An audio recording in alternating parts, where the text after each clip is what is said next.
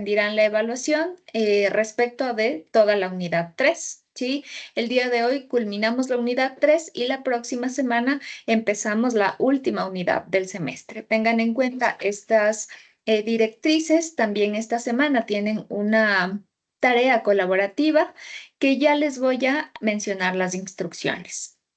Antes, les comento también que he revisado varias actividades, sobre todo el caso de los foros, y necesito jalarles de sus orejitas, porque lastimosamente las intervenciones, no voy a generalizar, pero las intervenciones en el foro no son las mejores. Se evidencia mucho uso de inteligencia artificial, por un lado. Como les menciono, la intención no es generalizar porque también en algunos casos hay algunas respuestas. Sin embargo, también se evidencia que están dejando para el último esta actividad. Recuerden que dentro de la rúbrica Tigre también tienen algunas particularidades respecto de la calificación, en las que el espacio del foro tiene que ver primero con la revisión de la videoclase. Si ustedes no revisan la videoclase, no pueden participar en el foro, debido a que se responde a una pregunta que se desarrolla a partir de una contextualización. Eso por un lado. Por otro lado, el foro es un espacio de debate, de discusión, de intercambio de ideas, incluso de posicionamiento de preguntas para que otros y otras estudiantes también puedan intervenir a partir de esas preguntas o dudas, inquietudes o críticas incluso y debates, ¿sí?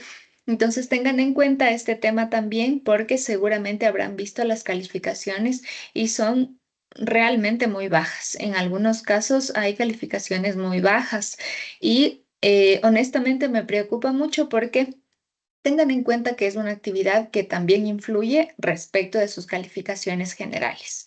Entonces, ahorita que aún están con algunos días, ¿no es cierto? El foro se cierra el día domingo 29 de junio. Todavía tienen un espacio de días para poder generar más aportes dentro de ese espacio, por favor.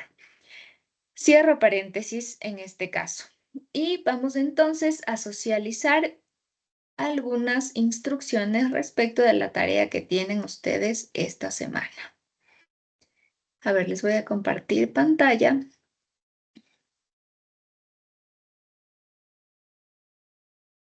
Bien, a ver, estamos terminando la semana 12 y ustedes tienen, bueno, el día de hoy tienen, y me percato que no les he configurado la fecha, ya voy a configurarles bien el tema de el cuestionario de la unidad 3 para que puedan rendir en los últimos 20 minutitos.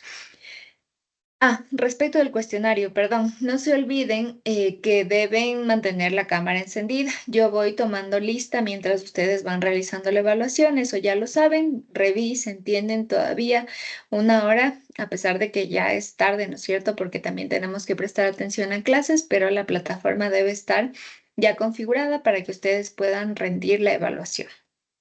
Bien, por otro lado, vamos entonces ahora sí a continuar con el desarrollo de la evaluación, perdón, de la tarea 6, que es una tarea colaborativa. Esta tarea específicamente se trata de realizar un análisis etnográfico virtual. En este caso, en general, yo les voy a explicar, la etnografía se trata de una revisión exhaustiva de los diferentes eventos a partir de una técnica de recolección de datos que se denomina la observación. Es decir, la observación tiene que ver con la recolección de datos para poder comprender un fenómeno. En este caso, van a revisar, ¿no es cierto?, qué características de narrativa digital y de identidad en la era postfotográfica existe en la cuenta de Instagram que ustedes van a revisar a partir del listado que yo les he colocado aquí en la plataforma. Ustedes van a trabajar con los mismos grupos que realizaron la evaluación sumativa 1. Y a partir de esa numeración de grupos se les ha asignado una cuenta de Instagram. Cada una tiene su dinámica diferente y comparte mensajes diferentes, ¿sí? Por ejemplo, ustedes tienen la primera cuenta de Gordon Parks Foundation, es una cuenta de Instagram que recoge y que restaura fotografías de un entorno, ¿no es cierto?, en Estados Unidos de discriminación hacia las personas negras. En este sentido, recoge los detalles de la vida cotidiana de las personas negras en Estados Unidos y a partir de eso se propone, ¿no es cierto?, hacer una recolección y incluso hacen grandes eventos, ¿no es cierto?, en diferentes partes, sobre todo de Estados Unidos, pero hacen eventos y bueno, tienen como esta idea, ¿no es cierto?, de vulneración de los derechos de los negros en Estados Unidos. Bien. Y asimismo, ustedes tienen una cantidad de cuentas de Instagram que se les ha sido asignada. Ahora, ¿qué van a hacer con estas cuentas de Instagram? ¿Sí? Tienen ustedes que realizar un informe que va a estar comprendido entre 800 a 900 palabras. Es un informe bastante breve. Pero ¿qué van a incluir en el informe? Primero, a partir de esa revisión, ¿no es cierto?, de la cuenta de Instagram que se les asignó, ustedes van a realizar este análisis etnográfico virtual. Con este análisis lo que se busca es que ustedes puedan recolectar algunas ideas a partir de la identificación de técnicas de la postfotografía, como la edición, la hibridación, la viralización y cómo éstas construyen narrativas. ¿Sí? Es decir, cómo a partir de diferentes características que incluso vamos a revisar el día de hoy también, ustedes van a encontrar estas características en la forma, ¿no es cierto?, en que estas cuentas de Instagram comparten y difunden información. En ese sentido, ¿qué van a incluir en el informe?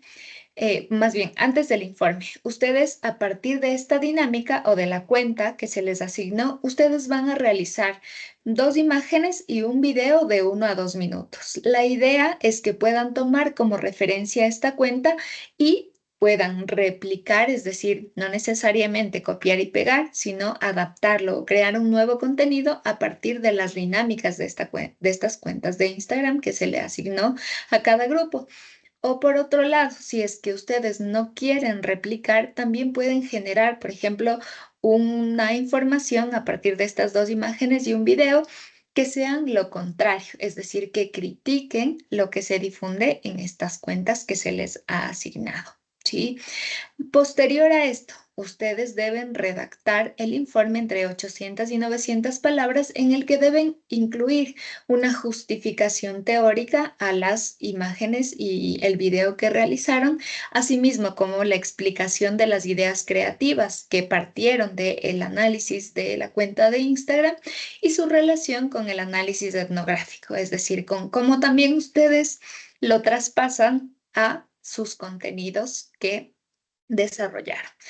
Recuerden que en la evaluación sumativa 1, la idea era que ustedes puedan recolectar algunas características, sobre todo de las narrativas transmedia, pero en este caso, digamos que también puede ser una narrativa transmedia porque las imágenes podrían publicarse en una plataforma y asimismo el video en otro espacio. Sin embargo, lo que me interesa aquí es que ustedes puedan comprender los lenguajes que se utilizan en la actualidad y asimismo incluirlos a partir de este análisis etnográfico, ¿sí? Y comprender la conceptualización. Van a colocar, ahora sí, las 2 imágenes dentro del informe y también el enlace del video. Pero ojo, porque también sucedió, no recuerdo si fue en este paralelo, pero por allí lastimosamente tuve que bajar calificaciones y en algunos casos incluso hasta no calificar tareas porque no cumplen con las instrucciones que están establecidas en la plataforma y que también socializamos durante estas actividades sincrónicas. Así que por favor presten atención, ustedes van a colocar dentro de la plataforma un documento PDF con el informe, con las 2 imágenes y adicionalmente el video en cualquier plataforma que permita revisar la fecha de carga. Pero también van a colocar, ustedes ya saben, la captura del video en la plataforma en la que se haya cargado. Por favor, para no tener problemas en cuanto a la calificación. Lastimosamente, este tipo de acciones se tienen que hacer porque también todavía hay estudiantes que suben enlaces de Canva, por ejemplo, o enlaces de Drive, en donde aún después de la entrega las tareas pueden ser editadas y de esta manera no van a ser recibidas las tareas. Por favor, para su calificación. Ahora sí, abro un espacito de preguntas respecto de las instrucciones que hemos socializado de esta tarea número 6, por favor. ¿Tienen preguntas? Vamos, Paula, por favor. Buenas noches, licenciada. Sí, en la rúbrica se encuentra que se debe realizar 30 posts o imágenes, en este caso de nuestra cuenta de Instagram, y un análisis, si mal no estoy. Eso está puesto ahí como rúbrica evaluativa. Déjame revisar eso porque no, sí, tienes todo. Ah, pero es el análisis, ojo, análisis de 30 publicaciones en la cuenta de Instagram. No es que ustedes deben realizar 30 imágenes, ojo. Deben realizar 2 imágenes y deben realizar un video, pero sí es importante que ustedes puedan analizar por lo menos esas 30 publicaciones. ¿Sí? Para que ustedes puedan comprender finalmente cuáles son las actividades o cuáles son las técnicas que se utilizan en esas cuentas de Instagram que yo he socializado, por favor. Y van a reconocer estas 5 técnicas de postfotografía, por lo menos. Ojo. Y ya por terminar esto, eso se añade, imagino que en el informe, ¿entra entre las 800 y 900 o entra en el análisis inicial? Eh, En realidad pueden colocarlas más bien por fechas, ¿ya? Es decir, nosotros analizamos desde tal fecha hasta tal fecha en la que incluyen 30 publicaciones, más bien para que no se haga muy extenso el documento ni tengan que colocar un listado de enlaces, más bien pónganlo con fechas, ¿ya? Para que no exista problema. Ya, Muchas gracias. ok, con todo el gusto. ¿Alguna otra pregunta, chicos y chicas?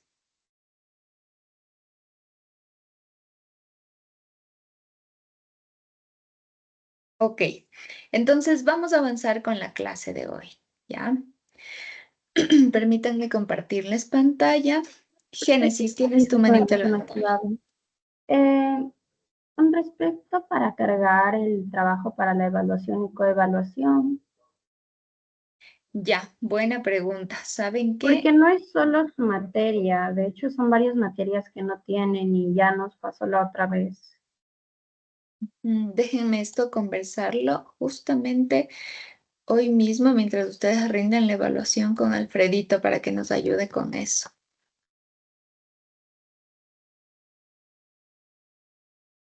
Mm,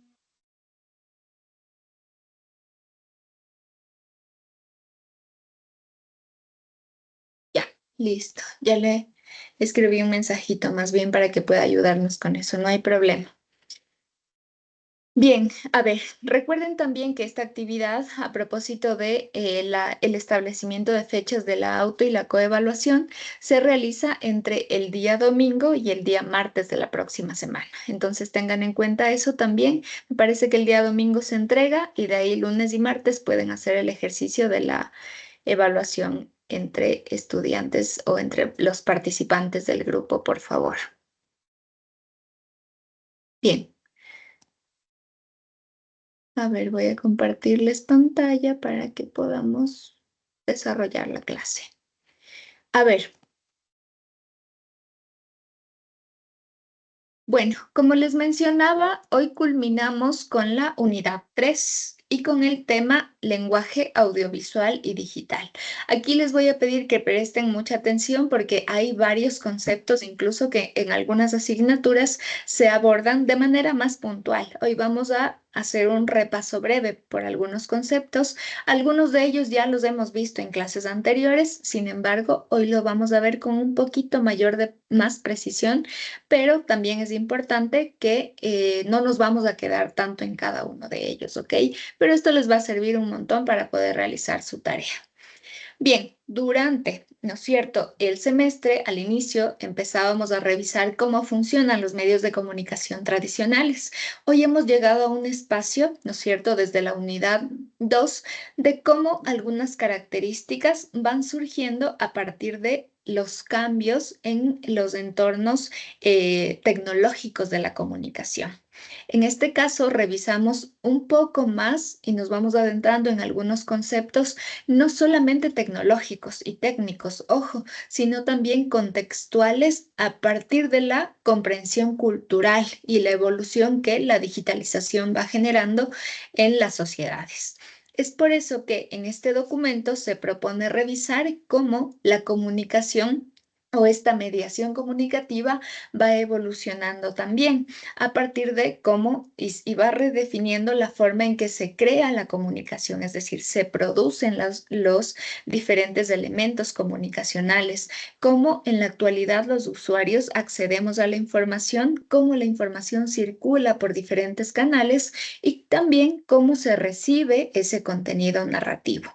Es decir, a partir de estas características, revisamos cómo se ha transformado de manera integral la comunicación a partir de dos hitos que se han mencionado también en clases anteriores.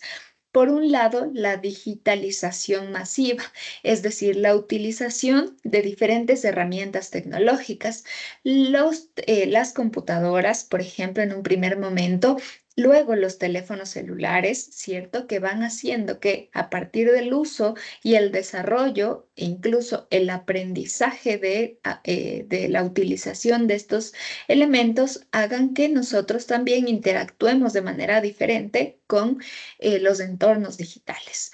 Lo siguiente es la expansión global del Internet, que esto ya lo hemos visto con mayor detalle. Y estos dos hitos, principalmente al nivel del mundo, nos ayudan a comprender una nueva forma, una nueva manera y una nueva era marcada por la convergencia mediática. Este término también lo revisamos, recuerden, pero haciendo un recorderis, ¿cierto?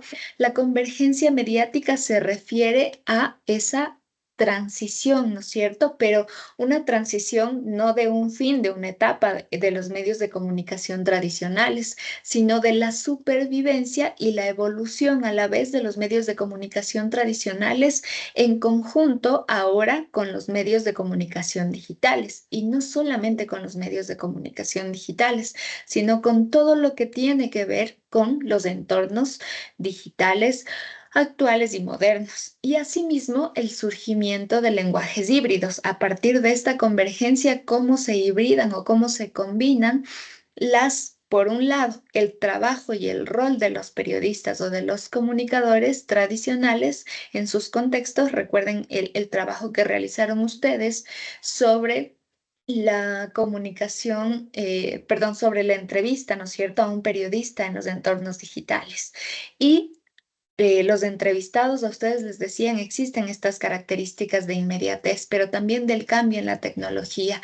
Y el rol del periodista tiene mucho que ver con también la adaptación, ¿no es cierto?, a los medios digitales modernos.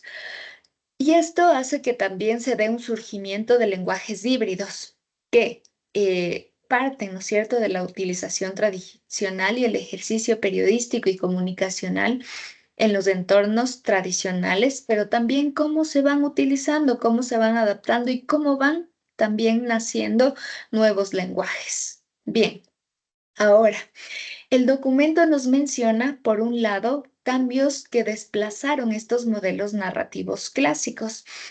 En la comunicación tradicional, sobre todo en un espacio de los impresos, ¿no es cierto? Y asimismo de la televisión y de la radio, se proponía una narrativa aristotélica, ¿sí? Que tiene que ver con la construcción de una historia o una narrativa a través de fases o a través de escenas, ¿sí? En donde, por ejemplo, se propone una introducción, un momento álgido en el centro de desarrollo de la narrativa y un fin o unas conclusiones. En la actualidad, esta narrativa o esta estructura más rígida ha ido evolucionando hasta comprender y tener consumir también narrativas mucho más abiertas, interactivas, participativas y multiformes, es decir, de una diversidad de formas en diferentes formatos a partir del uso de las herramientas multimedia, etc. Estas narrativas a partir de esta comprensión, ¿no es cierto?, integran múltiples medios. Es por eso que una de las características que revisábamos en la unidad 2 de las plataformas, desde la televisión hasta las plataformas digitales, trabajan esta multimedialidad que implica esta comunicación que revisábamos incluso en la clase anterior sobre las narrativas audiovisuales, la comprensión multisensorial y el consumo multisensorial del usuario, en donde consumimos a través de la mirada, a través del texto y la imagen, pero también a través del oído, a través de lo sonoro, la música de fondo, los efectos de sonido, los gritos, la palabra, etcétera, ¿sí? Pero todos estos distintos medios o formatos están colocados en entornos interactivos. Revisaremos igual, bueno, esto de manera introductoria, ¿no es cierto? Interactivos, reticulares, que ya vamos a ver qué significa, y participativos, alternando o alterando incluso la naturaleza misma que se comprendía anteriormente como el acto narrativo. Bien, ahora sí vamos a revisar un poquito este tema más conceptual a partir del documento que está colocado en segundo lugar en el compilado número 2. Abro paréntesis. En el caso del paralelo número 2, ustedes son el paralelo 1, ¿cierto? No abordamos, no alcanzamos a abordar el subtema 6.2, por lo que, para no ser injusta también con ustedes, no se incluye dentro del cuestionario este documento, ¿sí? Así que tengan en cuenta un poquito esto, fíjense también en las preguntas, lean bien y distribuyan su tiempo. Ahora bien, cierro paréntesis. Revisaremos entonces el día de hoy el documento Narrativas en la Era Digital, Mediaciones del Relato y Empoderamiento Creativo en la Generación Z. Es decir, cómo estas generaciones más jóvenes en la actualidad, en las que, por ejemplo, están ustedes, ¿no es cierto?, entre los 11 y 26 años aproximadamente, cómo consumen y cómo interpretan incluso estas narrativas en el contexto digital. Este documento fue desarrollado en el 2020 por Iván López. Ahora bien, en estas narrativas de la era digital se plantea esta transformación digital al momento de construirlas, ¿sí? Y que parten de estos hechos que acabamos de revisar, la instauración del Internet por un lado, pero también el fenómeno de la globalización digital, ¿sí? Y cómo esta narrativa digital en red redefine el acto de la construcción de las narrativas en las diferentes plataformas. Revisábamos también en la unidad 2 qué significa la interactividad, qué es la multimedialidad. También revisamos la hipertextualidad.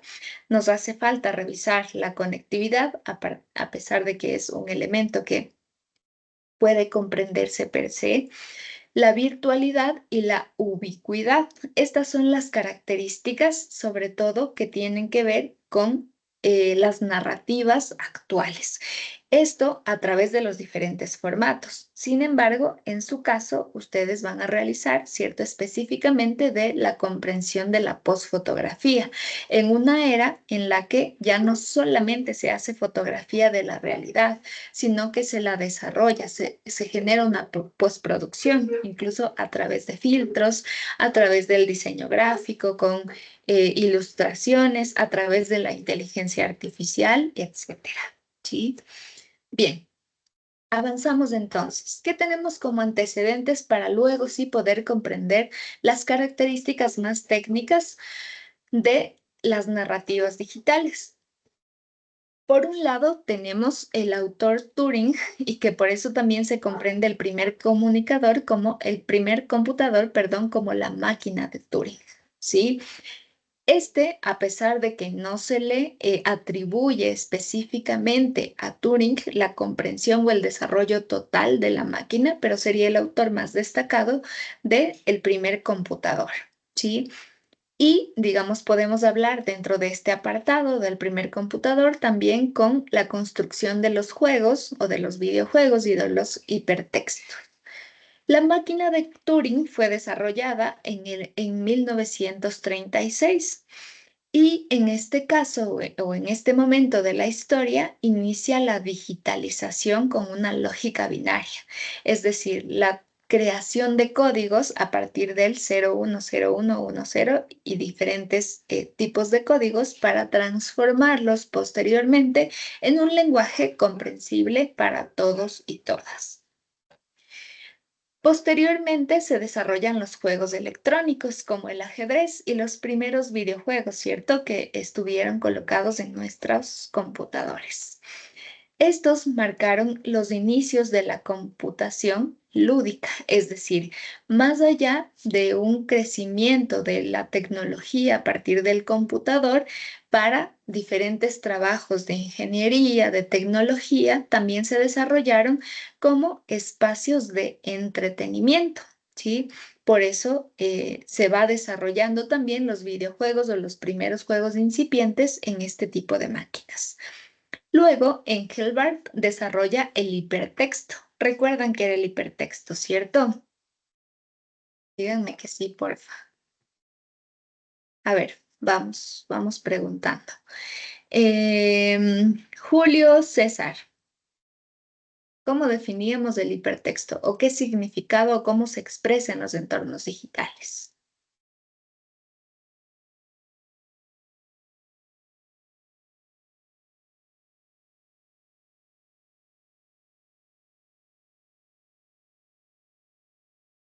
Julio César. Sí, sí, profe, no lo escuchaba. Podría ser como fragmentos de textos, más o menos. Ujú. Más o menos, más o menos. Desarrolla mejor la Bueno, es lo idea. que me acuerdo un poco. Voy a investigar más. Vamos, Julio César, a pesar de que ya lo vimos, no necesitábamos investigar, pero vamos.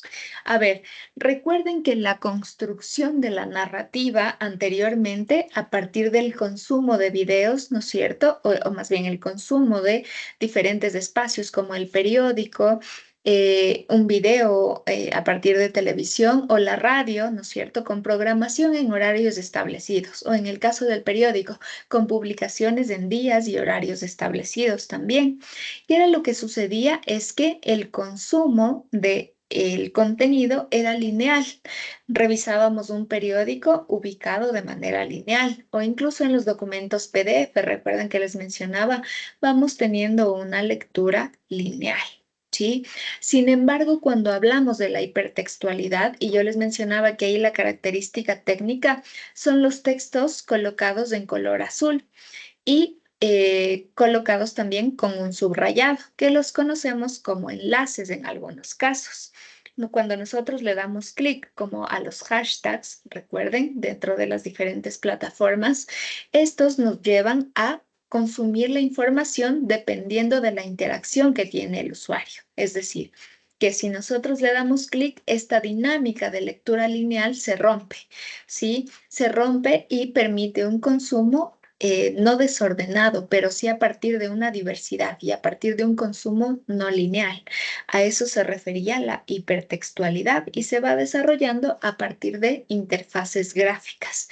Este hipertexto ya genera un nivel de interacción, ¿sí? Dentro de esta construcción de las narrativas digitales. Es una de las primeras características que permiten al usuario interactuar con los diferentes dispositivos digitales.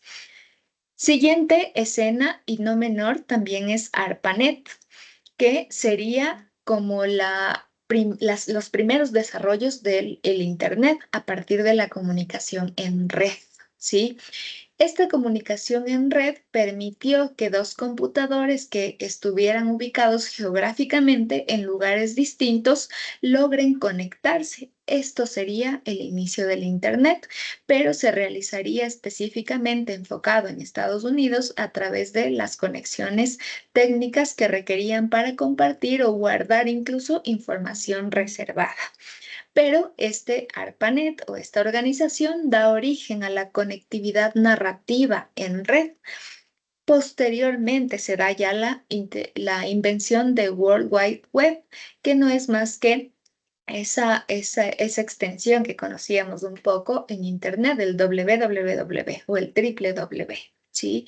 En la actualidad ha ido desapareciendo también, pero tenía la característica de permitir la navegación hipertextual, pero también la expansión colaborativa.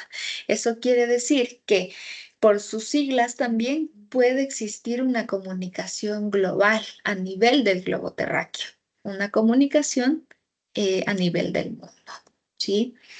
Estas dos características, por un lado, lo técnico o el desarrollo de las herramientas digitales y por otro lado, el Internet que permite esta comunicación en red, abren paso para las siguientes características digitales. Pero primero vamos entonces a comprender el entorno de la narrativa digital en red. Por un lado, existen, como les mencionaba al inicio de la clase de manera introductoria, estas narrativas digitales que se van insertando no solamente incidiendo en las características tecnológicas, sino también en diferentes entornos socioculturales. Por ejemplo, si hablamos y hacemos un análisis comparativo de la evolución, recuerdan en algún momento, me parece que igual en la unidad 2 o en la 1, no recuerdo bien, revisábamos cómo iba evolucionando la televisión a nivel en un documento a nivel de España y hacíamos una comparativa de lo que sucedía en nuestro país, mientras que en España la digitalización o el uso de las herramientas digitales, así como la evolución de la televisión, avanzaban de manera más breve. En los países latinoamericanos, sobre todo, la comunicación o estas narrativas digitales en red, por ejemplo, tenían un avance distinto también a partir de estos entornos socioculturales. Y estos entornos también marcan a través de la historia estas profundas transformaciones que a la vez que van sucediendo cambios culturales como la conquista, si se quiere, o la búsqueda de conquista de derechos, asimismo van, ¿no es cierto?, traspasándose por estas transformaciones asociadas a la digitalización y a la hiperconectividad. Cuando hablamos específicamente de hiperconectividad, a pesar de que hay ejemplos que pueden partir de ideas comunes, como la utilización, ¿no es cierto?, de muchos elementos, es decir, mientras nos conectamos en el teléfono celular, también estamos revisando la computadora y estamos a la vez viendo, ¿no es cierto?, un televisor. Tenemos diferentes plataformas que permiten también, incluso entre esos cambios socioculturales, un avance y una aceptación hacia los diferentes elementos psicológicos, ¿sí? Hacia la atención psicológica por esta saturación de información en la era digital, ¿sí? Y de consumo de plataformas y pantallas, etcétera. Esta nueva configuración social, porque por supuesto que estas transformaciones digitales van generando transformaciones sociales también, a la par que va evolucionando también los contextos socioculturales. Y va siendo esta transformación social abordada desde distintas perspectivas teóricas. Parten de comprensiones sociológicas como en algunos casos específicamente desde la comunicación. Recuerdan también cuando hablábamos del estudio de la comunicación, decíamos que la comunicación no se estudia solamente desde esta área cerrada de la comunicación, sino desde otros ámbitos de la academia, por ejemplo, la sociología, también desde la antropología, por supuesto que desde la psicología también. ¿Sí? Y es que psicólogos, antropólogos y sociólogos, pero sobre todo sociólogos, son los que más han estudiado cómo se da esta evolución de la comunicación en los diferentes entornos socioculturales. Y se centran o coinciden en subrayar el papel central de lo digital y las redes sociales en nuestra vida cotidiana, ¿sí? En cómo la comunicación a nivel global ha ido cambiando la cotidianeidad. Y asimismo ha cambiado los procesos comunicativos y la producción cultural, ¿sí? Fijémonos entonces, ¿qué nos dicen estos autores al momento de comprender cómo ha ido evolucionando la sociedad? ¿sí? A partir de la comunicación y estas narrativas digitales. Vamos a revisar entonces conceptos clave que analizan autores de diferentes áreas, ¿no es cierto?, para comprender a la sociedad contemporánea. Para no aburrirlos tanto con mi voz, van a ayudarme ustedes con la lectura, por favor. Ayúdenme con voluntarios y voluntarias para no obligarlos. Vamos, Paula, vamos con la primera partecita. Ya. Incredulidad posmoderna y crisis de los metarrelatos. Liorta, 1987. Las grandes narrativas unificadoras de la modernidad pierden legitimidad, dando lugar a un discurso fragmentado, plural y local, donde la verdad ya no es universal ni totalizante. Muchas gracias, Paula. A ver, primero situémonos en el momento de la historia en el que estamos. Por eso les digo que tal vez esto puede ser un poco más allá de lo tecnológico y de lo técnico que hemos visto a lo largo del semestre, pero también hay que comprender cómo la tecnología ha ido evolucionando a la sociedad contemporánea. Ojo que primero Lyotard habla de la incredulidad posmoderna, es decir, que nos situamos en un momento de la historia en el que ya no se habla de la modernidad, sino de un momento posterior a esa modernidad, ¿sí?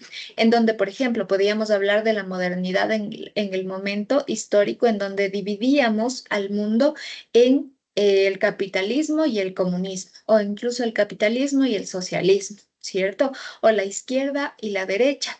Y estos discursos sociales se han ido evolucionando, ¿sí? Hay algunos discursos que por supuesto se mantienen y tienen vigencia. Por ejemplo, en algunos casos, ¿no es cierto? La industria manufacturera de Carlos Marx, por ejemplo.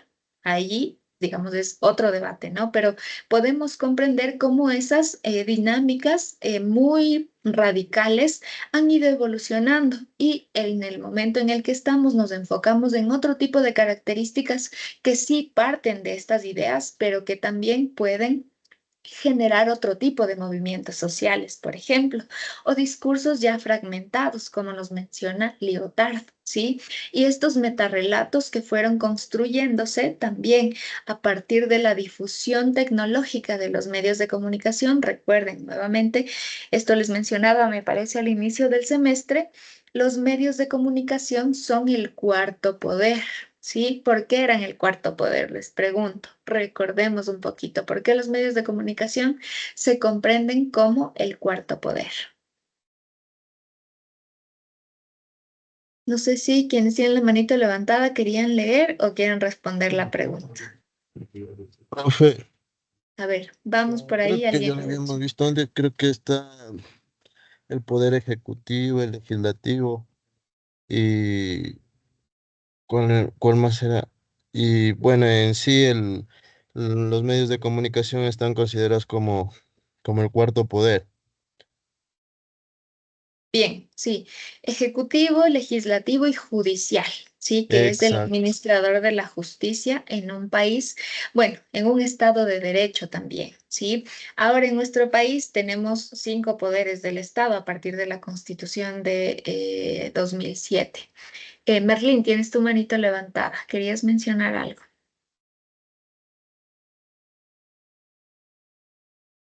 Merlín, a pesar de que tu micro está abierto, no se escucha.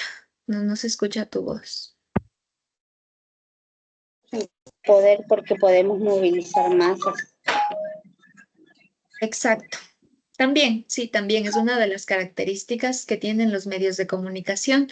Pueden incidir. Recuerden que también una de las importantes características de los medios de comunicación es que tienen el poder de generar opinión pública, mover, como nos dice Merlín, ¿no es cierto? Incidir en las masas, ¿sí? A pesar de que este término de masas también es, ¿no es cierto?, un poco de los movimientos de izquierda, pero fíjense en cómo se mantienen vigentes también en la actualidad, ¿sí? Es por eso que se conoce como el cuarto poder, por la capacidad de incidir en la sociedad, ¿sí? En tomar decisiones, incluso muchas veces, y ustedes también han sido críticos con eso, en el caso de los géneros de opinión, en algunos casos, tampoco vamos a generalizar, en manipular, ¿sí? Por eso existen también diferentes teorías de la comunicación que se enfocan en este tipo de manipulación de las masas. Bien, continuamos entonces con la modernidad líquida. Por favor, aquí ayúdanos, Génesis. Tienes tu manito levantada. A ver, modernidad líquida. Bauman, 1999. Describe una realidad flexible, inestable y transitoria, donde las estructuras sólidas de la modernidad han sido sustituidas por flujos cambiantes. Esta metáfora ilustra la fragilidad de las identidades, los vínculos y las narrativas en la era digital. Muchas gracias, Génesis. A ver, esto también es un estudio, ¿no es cierto? A partir de la comprensión de cómo la modernidad, ¿no es cierto? O esta era posmoderna también, más bien las diferentes narrativas no logran posicionarse, ¿sí? Un ejemplo de ello muy técnico es nuestra forma de consumo en estas redes sociales que permiten formatos cortos como TikTok. Si es que el productor, ¿no es cierto? O los diferentes comunicadores dentro de estas plataformas no captan nuestra atención. En 3 segundos, scroll, siguiente, siguiente, siguiente. Es decir, si es que no hay este gancho, tenemos la capacidad de consumir información o pedacitos de información en muy poquito tiempo, ¿sí? Imaginémonos, ¿no es cierto? Se puso muy de moda esta característica del slime, ¿no es cierto? En el que imaginémonos si nos ponemos un slime en las manos y se nos va. Esa es la modernidad líquida, o esa es la metáfora que propone también Bauman para comprender esos flujos cambiantes. Nada se queda en nuestras manos. La información es transitoria. Estamos consumiendo tanta información que finalmente no nos quedamos o nos quedamos con un porcentaje muy menor de la información que consumimos en la era de la información, que ya vamos a revisar también este otro término. ¿Qué parte de la sociedad del conocimiento? Vamos, por favor, ayúdanos, Brisa Campoverde. Sociedad del Conocimiento, Dunker, 1979-2001. Plantea que el conocimiento se convierte en el principal recurso económico y productivo y que los trabajadores del conocimiento serán la fuerza dominante. La producción simbólica, la información y los contenidos digitales ocupan un lugar central. Muchas gracias, Brisa. Esto también es una característica de la sociedad actual, ¿sí? De la sociedad moderna.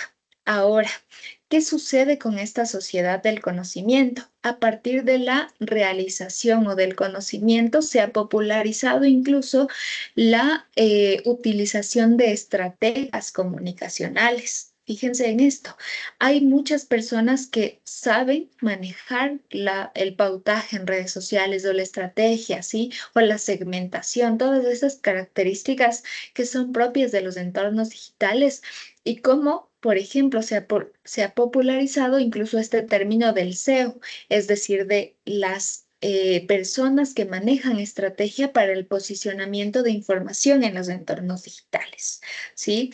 Pero asimismo, esta sociedad de información, del conocimiento, perdón, se ve traspasada por la sociedad de la información que propone Castells. No lo menciona el documento, pero para que ustedes puedan comprender también la sintonía en la que estamos, Castells, y bueno, con varios autores, no es el único, que habla de que estamos en un momento en que vivimos en una sociedad de información, en el que estamos traspasados, y este ejemplo también les he mencionado en otras clases, por información cuando nos levantamos y prendemos el televisor y a la vez cogemos nuestro teléfono celular y vemos publicidad y salimos y vemos vallas publicitarias y nos encontramos con una persona que nos entrega un periódico o información múltiple en diferentes plataformas. Escuchamos la radio en el bus, vemos información en publicidad en el metro de Quito, ejemplo, etcétera, etcétera, etcétera, ¿sí? Pero también esta sociedad de la información de Castells abre al siguiente concepto, que es la era de la desinformación. Vamos, por favor, con tu ayuda, Vanessa Gordón.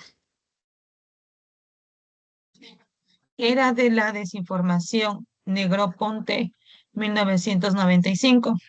Propone una transición del mundo de los átomos al mundo de los bits, caracterizada por la inmediatez, la personalización de la experiencia mediática y la descentralización del espacio-tiempo. Muchas gracias, Vanessa. A ver, esto también lo hemos visto, pero lo centramos ya a partir de este tipo de conceptualizaciones y características que proponen varios autores. Ejemplo, en este caso, la era de la desinformación comprendida por Negroponte a partir de la sociedad del conocimiento y a partir de la sociedad de la información de Castells, ¿sí?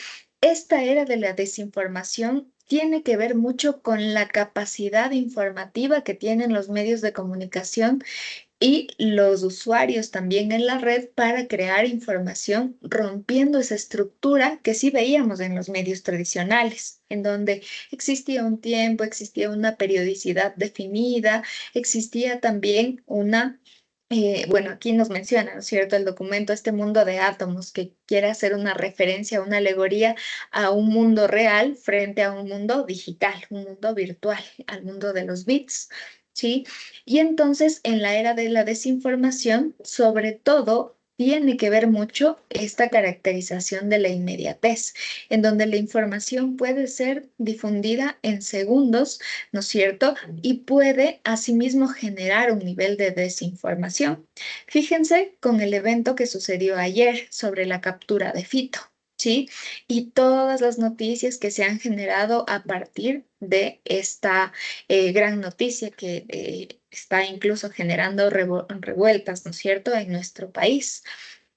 Por ejemplo, el caso de, como mencionan que sería la hija de Fito quien denunció o mencionó que Fito estaba en ese lugar, ¿no es cierto? Y se puede comprender de diferentes perspectivas, pero cuando revisamos específicamente las fuentes en las que se menciona cómo sucedió efectivamente el hecho, entonces ya no principalizamos o no protagonizamos a la hija de Fito, por ejemplo, ¿sí? Cómo la información puede ir evolucionando, puede irse modificando como un teléfono descompuesto y al final genera desinformación. Bien, continuamos entonces con la convergencia mediática. Por favor, ayúdanos ahora, Dayana Medis. Convergencia mediática Jenkins 2008. Alude al flujo de contenidos a través de múltiples plataformas donde se difundan los roles tradicionales de productos y consumidores. Se destacan el surgimiento de una cultura participativa y el poder de una inteligencia colectiva como nuevos modos de interacción cultural. Bien, Dayana, muchas gracias. A ver, ya hablamos sobre Jenkins, ¿cierto? Ustedes ya revisaron e hicieron la evaluación sumativa 2 respecto de la construcción de la narrativa transmedia. Esto es lo que nos dice Jenkins, ¿no es cierto? El uso de diferentes plataformas con diferentes dinámicas, donde también una de las características principales es invitar a los usuarios a interactuar, es decir, a tener esta cultura participativa.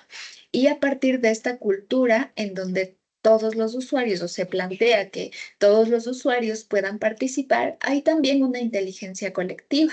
Por ejemplo, a partir del uso del Internet, ¿no es cierto? Se ha visualizado o se ha desarrollado la democratización para comunicar, es decir, la democratización del uso de las plataformas para también posicionar perspectivas alternativas a los regímenes, ¿no es cierto?, más hegemónicos que tenían, por ejemplo, los medios de comunicación tradicionales. Estas inteligencias colectivas, sobre todo cuando se sabe utilizar de manera social, cultural y comunicacional, este tipo de medios de comunicación logran también partir de comunidades sociales, culturales y económicas para generar debate, para generar propuestas, etcétera, etcétera, en la construcción de una sociedad posmoderna. Bien, continuemos entonces. Nos quedan dos conceptos que revisar. Ayúdanos, por favor, Wendy Pucha, en el primero. Cibercultura. Designa un universo social y cultural emergente basado en redes digitales, donde se promueven la cooperación, la descentralización y nuevas formas de organización del conocimiento y de la creación artística. Muchas gracias, Wendy. Se cortó un poquito, pero se comprendió la idea. A ver, partamos también, ¿no es cierto?, de esto que nos mencionaba Jenkins, ¿sí? A partir de la utilización de los diferentes canales, cómo se da una descentralización y desconcentración del uso de los medios de comunicación, ¿sí? Como también a través de nuestros smartphones podemos crear una narrativa distinta a la hegemónica. ¿Sí? Y puede existir además una cooperación de los diferentes usuarios para poder crear estas narrativas, estas ciberculturas y nuevas plataformas de organización del conocimiento. Esto incluso se refiere también a la construcción, por ejemplo, de diferentes movimientos que han logrado a partir del uso de herramientas digitales la denuncia pública de eventos de discriminación. Volviendo, por ejemplo, a este ejemplo de Gordon Parks Foundation, lo que sucede también en el entorno digital y de la utilización del Internet me parece que más o menos hace una década, no sé si ustedes conocieron el caso de Black Lives Matter, que fue este hashtag que se posicionó a nivel mundial por la muerte o por el asesinato, lastimosamente, de George Floyd en Estados Unidos, quien era un hombre negro que fue reprimido con mucha fuerza por la policía, ¿sí? Por una discriminación también frente a los negros en Estados Unidos, ¿sí? Entonces, a través de las redes sociales, y esto tiene que ver mucho con el poder que tiene la comunicación digital, se suscribió el mundo a través de la utilización de un hashtag para generar este tipo de denuncias. Y se llevaron a cabo juicios internacionales y el posicionamiento de este caso a nivel mundial, también en pro de la defensa de los derechos de los negros, ¿sí? Asimismo, no sé si ustedes conocieron el caso Me Too, que se popularizó también por la defensa de los derechos de las mujeres contra la violencia machista. Bien, y así varios casos que se han llevado a cabo a nivel del mundo, pero a través de un posicionamiento digital, ¿sí? Pero que genera también una concientización en la sociedad en general. Asimismo, y este también es un dato no menor, la cibercultura también ha servido para que se lleve a cabo la democratización de la creación artística y política también, pero hay diferentes niveles, ¿sí?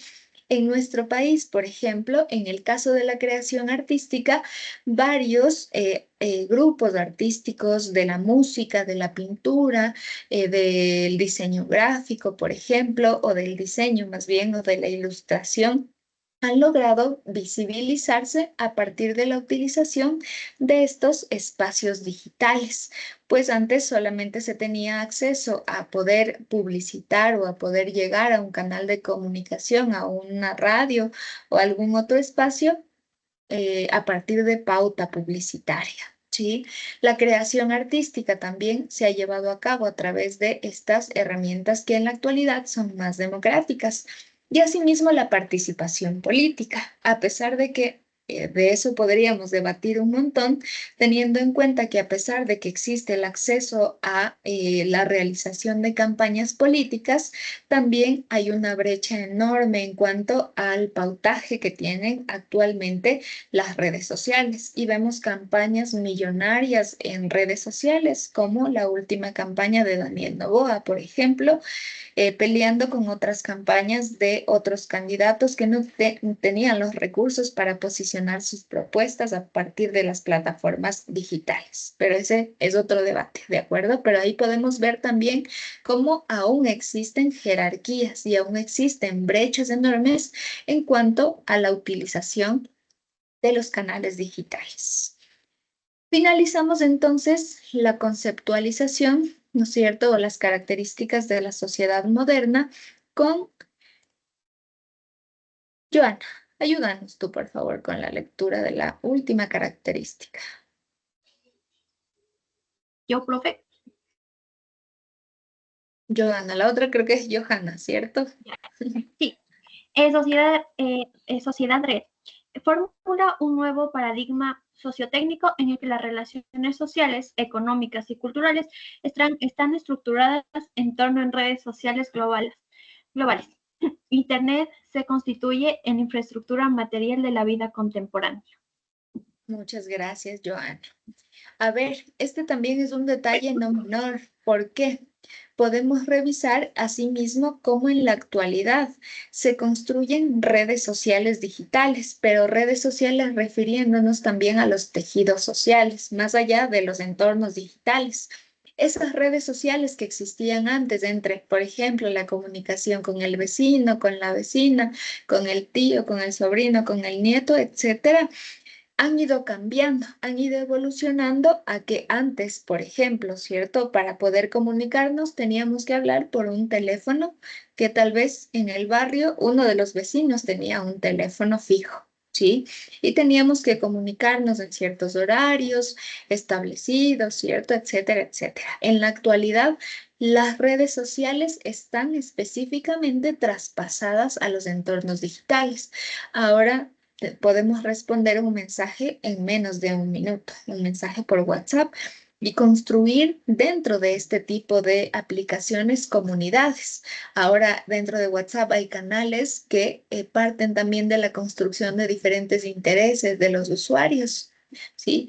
Y asimismo, por ejemplo, ustedes tienen una comunidad en la que es más bien una comunidad académica y conversan sobre sus tareas, etcétera, en sus grupos internos de WhatsApp. Y así se van creando diferentes comunidades y diferentes redes sociales dentro de los espacios digitales. Bien, ahora, ¿cuáles son? Ahora sí vamos un poquito más a lo técnico. ¿Cuáles son las nuevas narrativas, sí, dentro de los entornos digitales y qué características tienen? Primero, comprendiéndose como este término que menciona O'Reilly, la beta perpetua. Esa beta perpetua se refiere a que estamos constantemente evolucionando. Los entornos digitales están evolucionando constantemente y eso hace que las sociedades también vayan evolucionando de la mano de esta evolución digital. Y se propone, digamos, esta cuestión como de prueba-error. Prueba-error, ¿qué va sucediendo con la tecnología? ¿Qué cosas van cambiando y van haciendo también que las sociedades cambien? Por un lado, la narrativa se pluraliza. ¿A qué se refiere esto? A que se democratiza. La narrativa ya no está hegemonizada en unas pocas manos, ya no está concentrada en unas pocas manos y ya no tiene la misma estructura más vertical.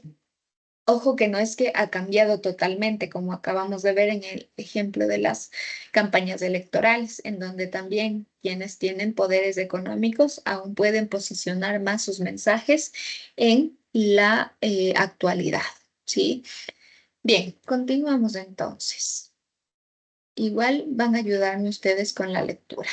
Estos son los atributos transversales y estos sí son más tecnológicos para poder comprender las características en la modernidad. Bien, vamos, por favor, ¿puedes ayudarnos, segundo? Solamente el primer puntito. Sí, profe. Carácter digital. La información se codifica en bits, lo que permite su almacenamiento, reproducción, edición y circulación con alta fidelidad y velocidad. Bien, gracias, segundo.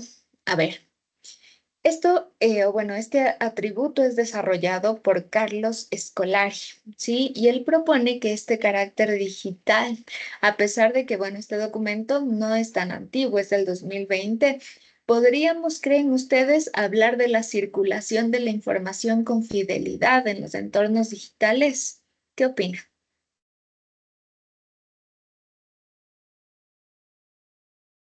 Joana, ¿qué opinas tú?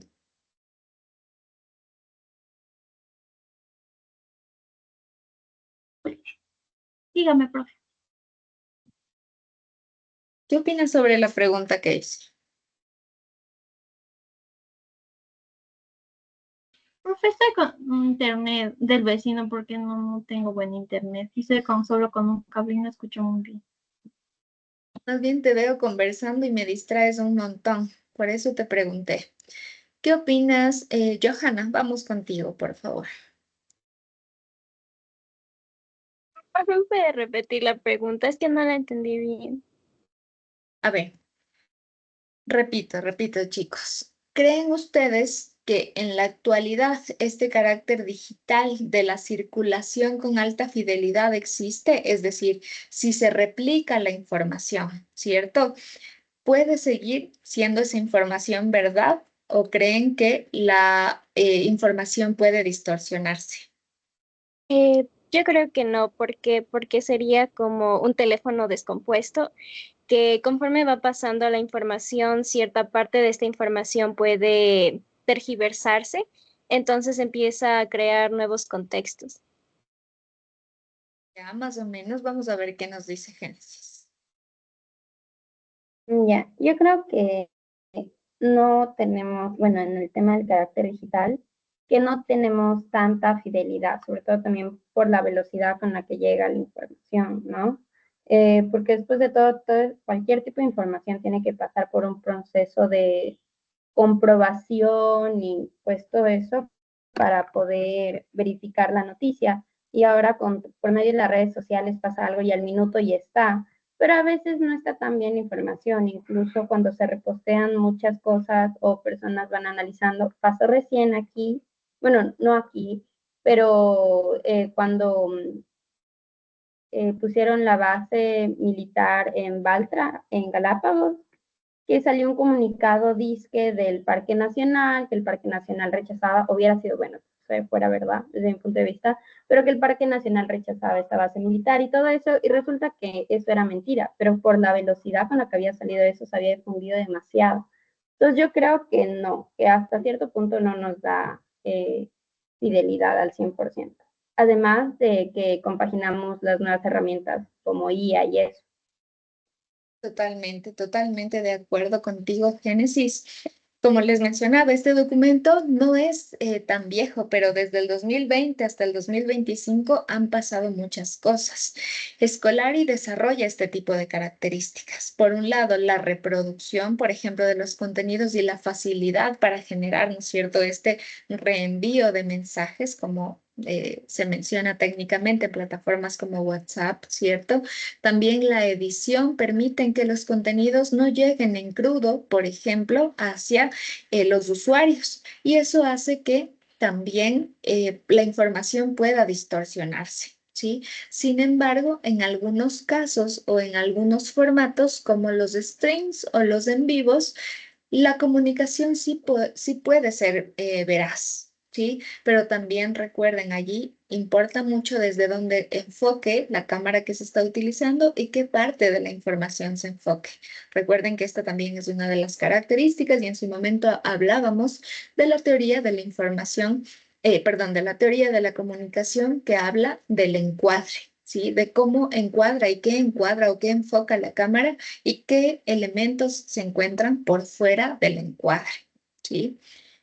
Bien, continuamos entonces con la hipertextualidad. Por favor, ayúdanos, Kevin Mendoza.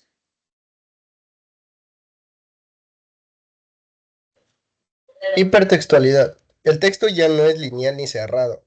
Incluye enlaces que conduce a otros textos o medios, generando estructuras no secuenciales y caminos múltiples de lectura. Bien, muchas gracias, Kevin. Esto ya lo acabamos de revisar, incluso les acabé de preguntar a qué se refería la hipertextualidad. Ejemplo, enlaces, hashtags que hacen que el consumo de la información tenga múltiples caminos, ¿sí? Y no exista una lectura lineal o un consumo lineal de la información. Ahora añadimos este nuevo concepto que es la reticularidad, que también es abordado por Carlos Escolari. Vamos, por favor, aquí ayúdanos, Amy Simbaña.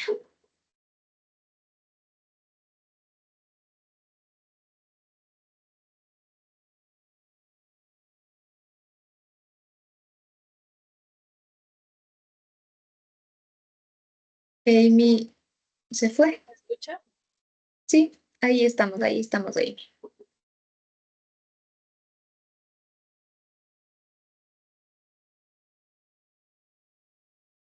Cerraste tu micro.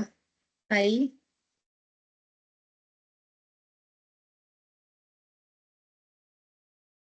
Amy.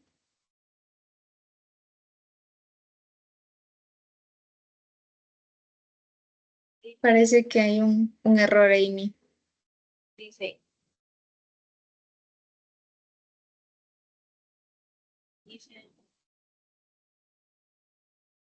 No, se escucha muy bajito, Amy, no hay problema. Por favor, Christopher, ayúdanos tú. Disculpe, sí. Que no escucho muy bien, no tengo muy bien el internet. Justo hoy nadie tiene bien el internet, chicos. Vamos con la reticularidad, por favor. Se sustituye el modelo unidireccional de uno a muchos por una comunidad de muchos a muchos, organizada en una forma de red. Ya, gracias, Christopher. A ver, para ejemplificar de manera visual, la reticularidad tiene que ver con una construcción retícula, pongamos. Ya.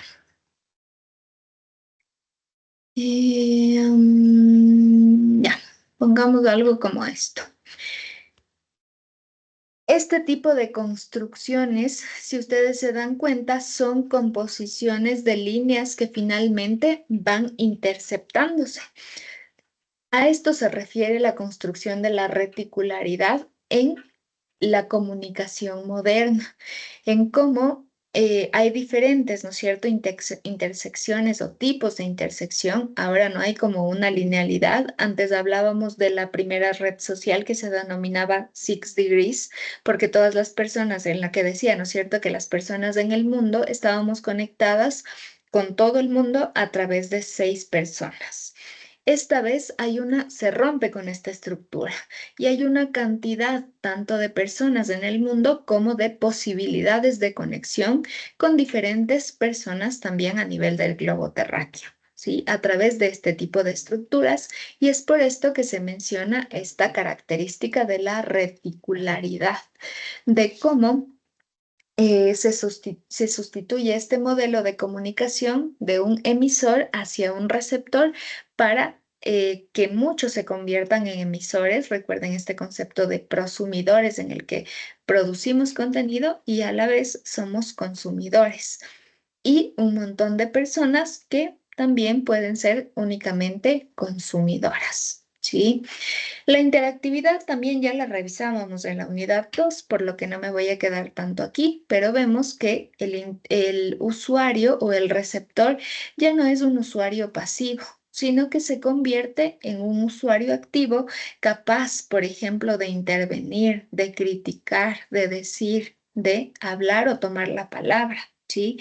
Y generar contenido incluso o personalizarlo y producir nuevos significados a partir de la información que también consume.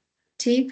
La multimedialidad también la revisamos. Todas estas características son parte, ¿no es cierto?, del desarrollo de la comprensión de la comunicación y estos atributos que encuentra Carlos Scolari. Hablábamos de la multimedialidad y allí decíamos que es un espacio, ¿no es cierto?, o es una producción de contenidos a través de los diferentes formatos o diferentes medios, también como le mencionaría Scolari.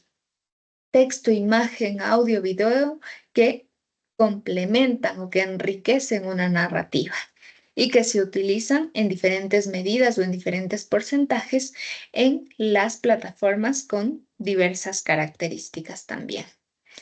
Bien, dentro de estos otros atributos tecnológicos, también mencionarían algunas características como Lev Manovic. ¿Qué nos dice Manovic? Por favor, ayúdanos con la lectura. Vamos a ver quién está por aquí. Oscar Rubio, ¿puedes ayudarnos con la lectura?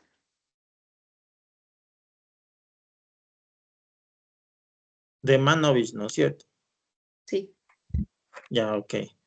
2. Según Manovich, los principios de los nuevos medios como la representación numérica, modularidad, automatización, variabilidad y transcodificación. Bien, muchas gracias, Oscar. A ver, Manovic, y aquí no me quiero meter tanto porque ya son elementos mucho más técnicos, pero podemos comprender cómo existen nuevas características tecnológicas al momento de comunicar dentro de plataformas digitales. La representación numérica, por ejemplo, se refiere a cómo esta codificación ha ido incluso, podríamos decir, trasladándose, ¿no es cierto? O transformando esos lenguajes más digitales o más técnicos, más informáticos, también en diferentes comprensiones en cuanto a colores, imágenes, calidad, ¿no es cierto? Antes hablábamos de unas imágenes con menor número de píxeles, ahora hablamos de high definition, 4K, 8K, etcétera, ¿sí? Como estas características, sobre todo técnicas, ojo, permiten una mayor calidad en la comunicación actual, asimismo como la automatización de procesos. Mencionaba anteriormente Génesis, me parece, el asunto del uso de la inteligencia artificial, y es que eso también va cambiando las dinámicas sociales. Bien, vamos con Murray, por favor, ayúdanos aquí, María José Maldonado.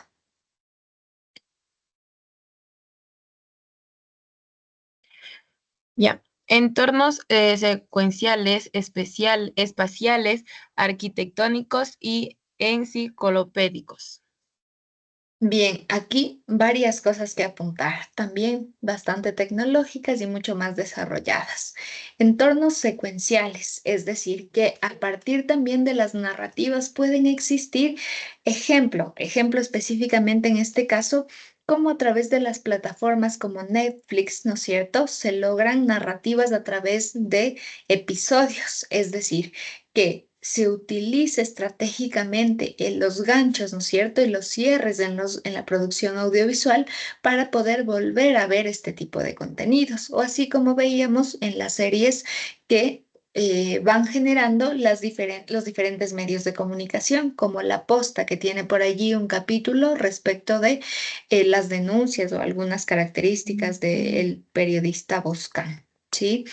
Asimismo, por ejemplo, la actualización constante ha permitido casos como el de el expresidente de nuestro país, Rodrigo Borja, quien a la vez tiene una enciclopedia que no termina de construirla, ¿sí? Y que actualiza año tras año o periódicamente, ¿sí? Hasta la actualidad. Este tipo de elementos permite también la narrativa digital y cómo a través de estas construcciones, incluso arquitectónicas, de narrativas que no solamente tienen que ver con la escritura, con los videos, sino con la realidad virtual, con también lo que nos diría Ryan, ¿sí? esta comunicación más performativa a través, ¿no es cierto?, de textos interactivos o multisensoriales, a partir de la realidad virtual, a partir de los contenidos en 3D o en 3 dimensiones, ¿no es cierto?, que son narrativas incluso reescribibles a partir de la crítica, de la sátira, etcétera. ¿Sí?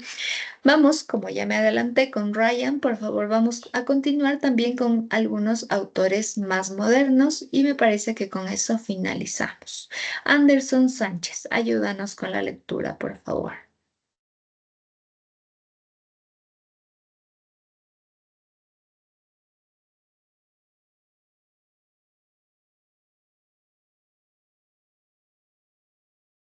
Anderson, ¿estás allí?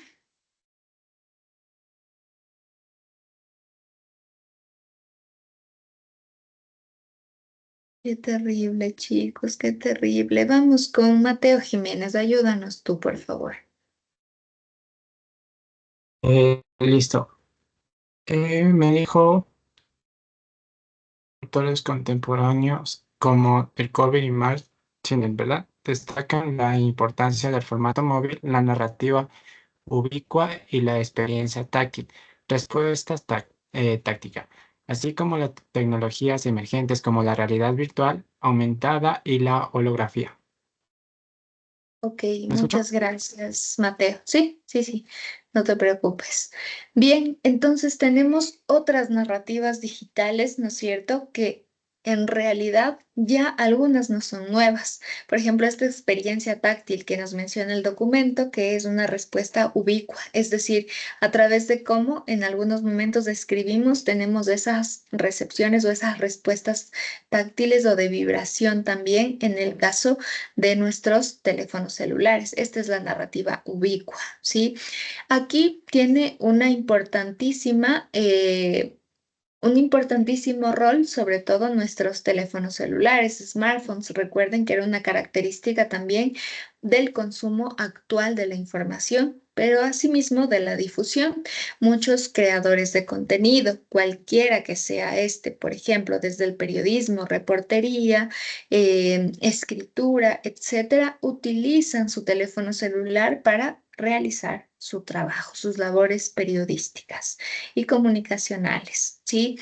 Y ahora más, así como revisábamos sobre todo este ámbito de la comunicación a través de la narrativa transmedia, veíamos ahí cómo hay características tecnológicas a partir del uso de las herramientas digitales, como la realidad virtual, ¿no es cierto? Hasta la realidad aumentada, que es muchísimo que tiene mucho más detalle que la realidad virtual, ¿cierto? Y otras características más avanzadas, como incluso la holografía. Es decir, todas estas características que van generando estos espacios, ¿no es cierto?, de consumo, de cambio de dinámicas al momento de consumir la información. Bien, con esto terminamos, chicos y chicas, la clase de hoy. No sé si tienen alguna pregunta respecto de la clase de hoy.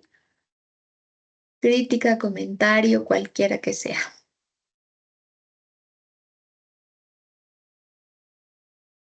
Ninguno. Bien, entonces, bueno, les voy a dar un espacito de 10 minutitos para que puedan revisar los últimos contenidos si gustan, mientras yo termino de configurar la plataforma. Manténganse aquí, por favor, para poder iniciar. Recuerden que a las 9:40 iniciamos ya la evaluación de la unidad 3.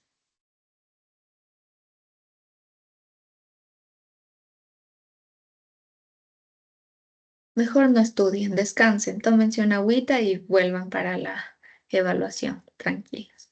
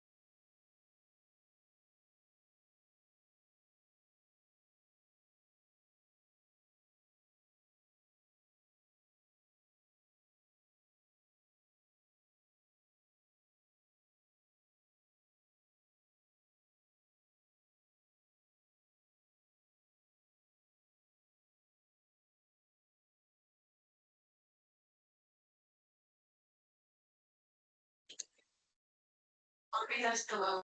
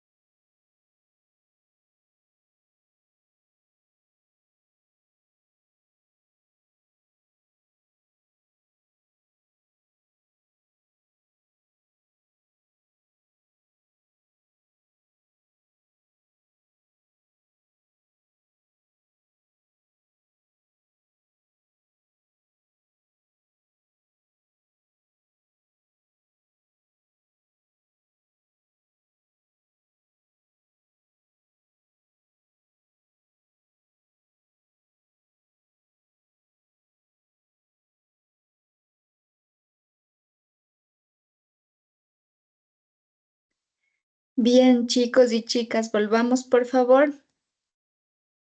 Vayan encendiendo sus cámaras para poder iniciar.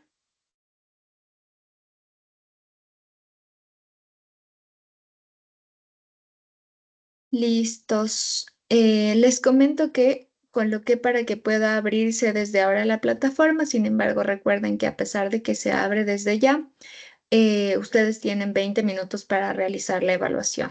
¿Sí? Tienen 1 minuto por pregunta. Son 20 preguntas finalmente. Piensen, organicen su tiempo, respondan con calma. Eso, por favor, vayan encendiendo sus cámaras y ya pueden iniciar con la evaluación. Igual les pido por favor, si es que acaban muy rápido, tal vez la evaluación, no salgan todavía hasta que yo les indique que pueden salir mientras yo voy corriendo la lista. No tienen que responder, yo voy revisando sus cámaras.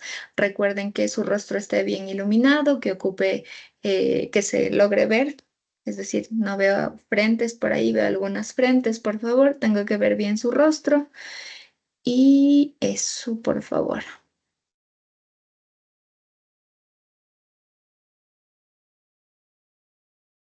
Tengo aún cámaras apagadas, Julio César Isa, Donato Ríos, ya te vi Donato. Y Juliana Frías, ya te vi Juliana.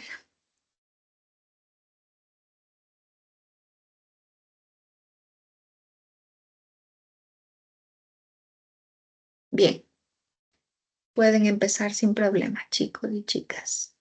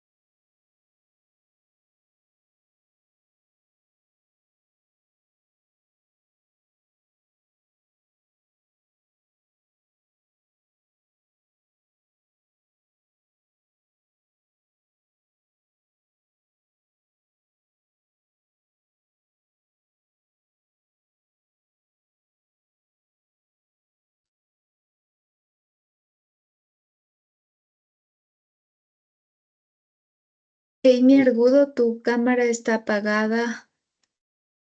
Por favor, no veo tu rostro. Uy, profe, ahí me ve tal vez porque me sale que está prendida. Ahí sí, Amy.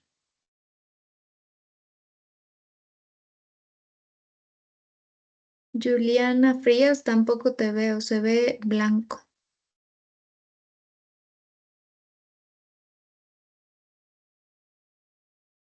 Fabricio Astudillo también está con la cámara apagada. No, ya salió, se demora en cargar, tranquilo.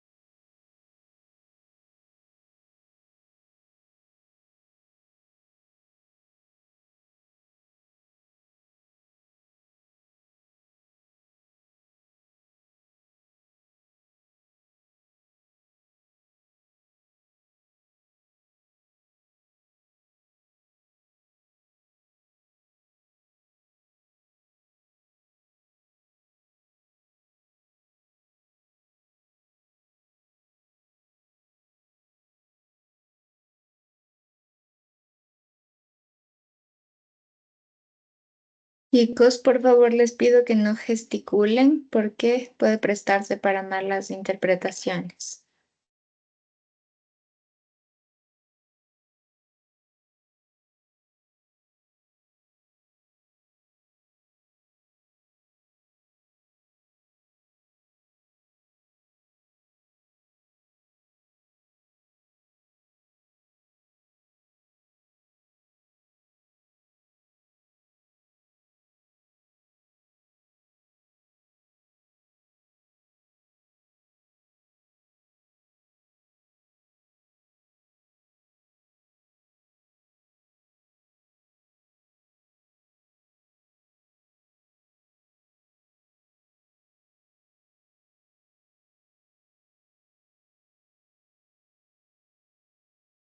Bien, si alguno de los estudiantes ya terminó, puede salir en silencio, no hay problema, por favor, para no distraer a los demás compañeros y compañeras.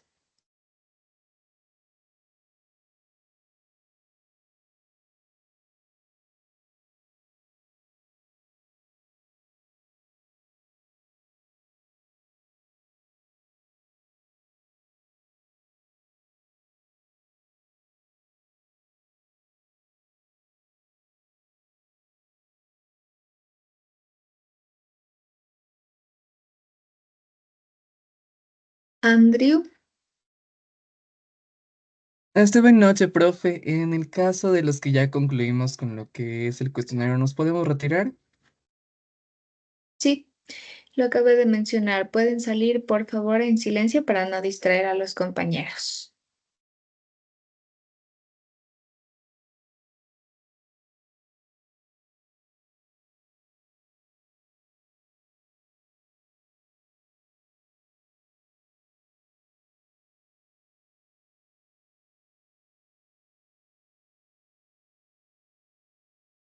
Oscar Rubio, no sé si ya terminaste la evaluación, pero tengo tu cámara apagada, por favor.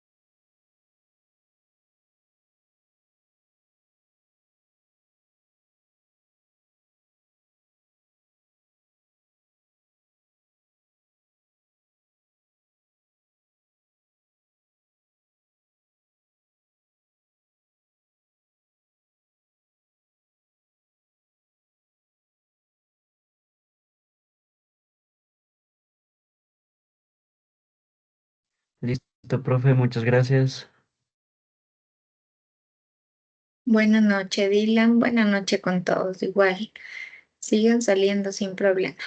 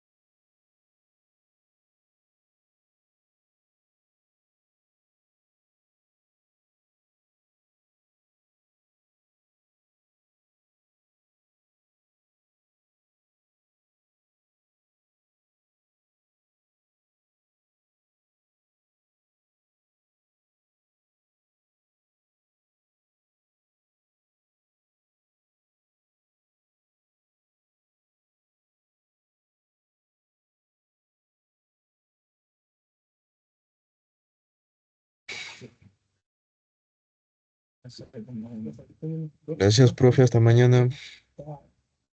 Buenas noches, Kevin. Gracias, profe. Hasta mañana. Chao, chao, chicos. Buenas noches. Chao, Crisley.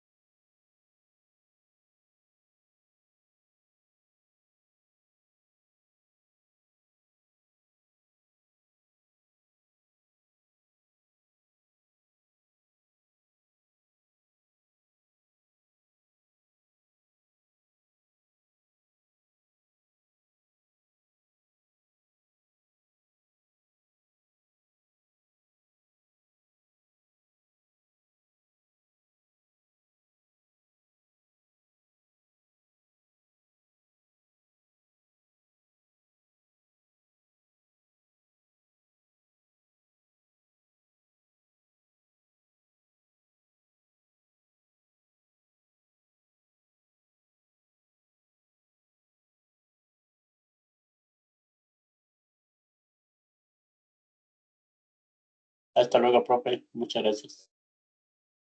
Buenas noches.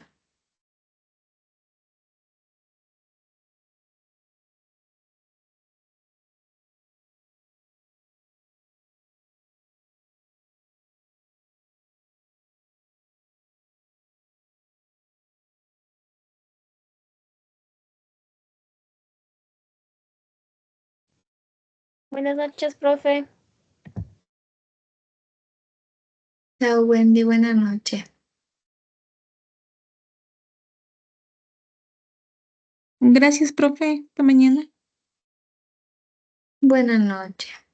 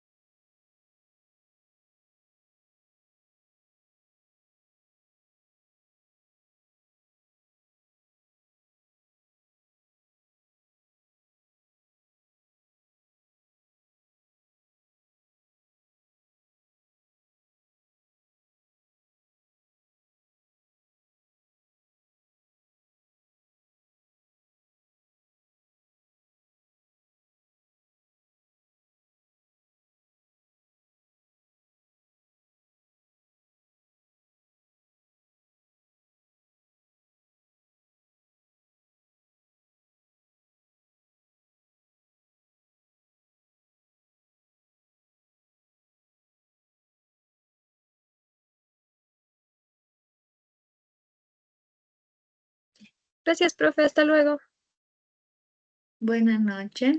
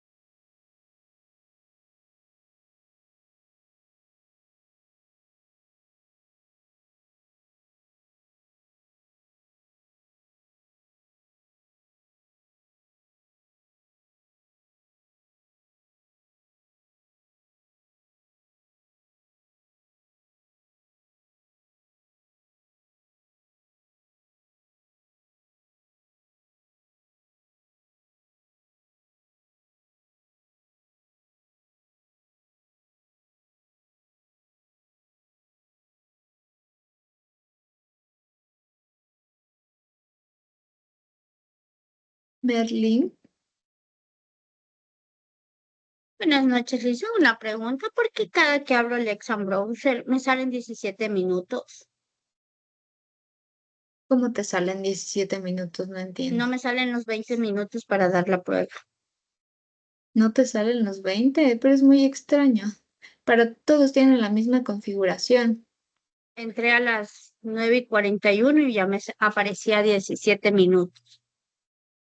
Merlín, sería importante que lo comentes con el técnico porque están, como te menciono, están 20 minutos configurados para todos. Sí, y en la prueba de ayer también de realidad nacional igual me apareció 17 minutos. Yo pensaba que era mal mi reloj, pero hoy día me volvió a aparecer lo mismo. Qué extraño. ¿Puedes, por favor, sí escribir Alfredito? Alfredito es el que te puede ayudar, por favor, ya, porque la verdad ahí sí no sabría decirte. En todos los casos está, no hay como alguna configuración particular. Para todos está 20 minutos. Sí, pero bueno, ya terminé la lección. Muchas gracias. Pero me sale 17 minutos. Voy a ver el examen de mañana y ya si me vuelve a aparecer lo mismo, ya mando el comunicado, porque fue desde ayer para acá que me sale. Ok, dale, Merlín, no hay Muchas problema. gracias. Buenas noches. Muchas Chao, chao. Hasta luego, chao.